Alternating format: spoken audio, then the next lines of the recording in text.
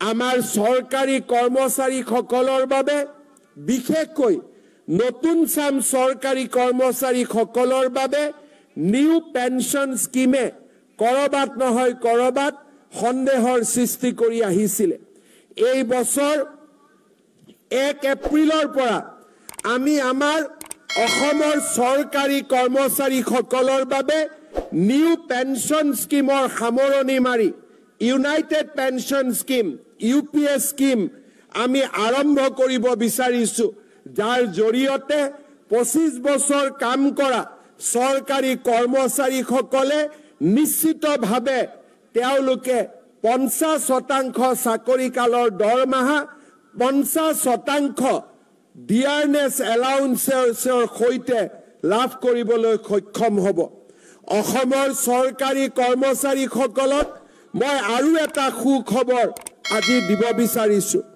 2005 চনৰ আগতে যিসকলৰ নিযুক্তিৰ প্ৰক্ৰিয়া আৰম্ভ হৈছিল, কিবা কাৰণত নিযুক্তিৰ প্ৰক্ৰিয়া 2005লৈ গুচি গ'ল, তেওঁলোকে ওল্ড পেনশন স্কিমৰ জাগাত নিউ পেনশন স্কিমৰ অন্তৰ্ভুক্ত হ'বলগীয়া হৈছিল। কাৰিকৰী অসুবিধা পিছ পেলাই মই তেনে চৰকাৰী কৰ্মচাৰীসকলকো যাৰ নিযুক্তিৰ প্ৰক্ৰিয়া 2005 চনৰ আগতে আৰম্ভ হৈছিল, তেনে চৰকাৰী কৰ্মচাৰীসকলকো ওল্ড পেনশন স্কিম বা OPSৰ ভিতৰলৈ আনিবলৈ সিদ্ধান্ত গ্ৰহণ কৰিছো, যি আমাৰ ৰাজ্যখনৰ চৰকাৰী কৰ্মচাৰীসকলৰ বাবে নিৰাশাৰ পৰিৱৰ্তে আশাৰ এক নতুন সঞ্জীৱনী সুধা আৰম্ভ কৰিব।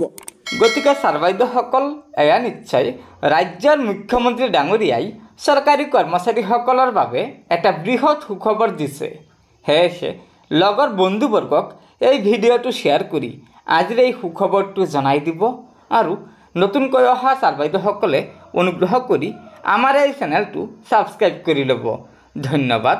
জয় আই অসম।